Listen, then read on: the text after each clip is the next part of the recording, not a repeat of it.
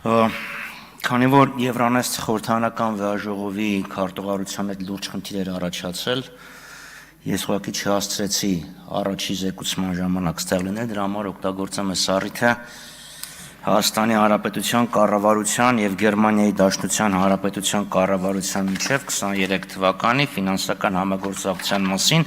համաձայնագրին անդրադառնալ։ Սիրելի հայրենակիցներ, այս գեղեցիկ անունը, որը կարող այն տպավորությունը թողնել, թե այս թղթով Հայաստանի կառավարությունը եւ Գերմանիայի կառավարությունը ել ավելի են սերտացնում համագործակցությունը եւ դա համապարփակ, խոր եւ ընդլայնված միջոցառումների համաձայնագիր է, ահա այս գեղեցիկ անվան տակ թաքնված է հերթական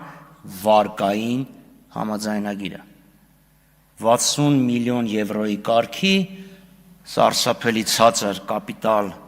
նույնիսկ կապիտալը չէ, սարսափելի ցածր դրամաշնորհ միասին։ Սա ընդունելի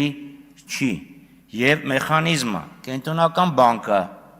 ներողություն Հայաստանի Հանրապետության կառավարությունը պարտք է վերցնում ցածր տոկոսով։ Հետո ինչ որ մի տոկոսով վարկ է տալիս Կենտրոնական բանկին, հետո Կենտրոնական բանկը ինչ որ մի տոկոսով վարկ է տալիս առևտրային բանկերին, հետո ինչ որ մի տոկոսով առևտրային բանկերը վարկ են տալիս վերջնական շահառուներին։ Բարդ ինչ որ մի հատ սխեմա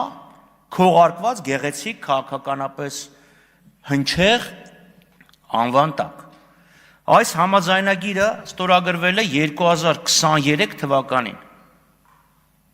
Եթե հունվարի 1-ին ստորագրված ցներ, կասեի, որ համարյա 3 տարի է անցել, բայց համարենք 2.5 տարի է անցել։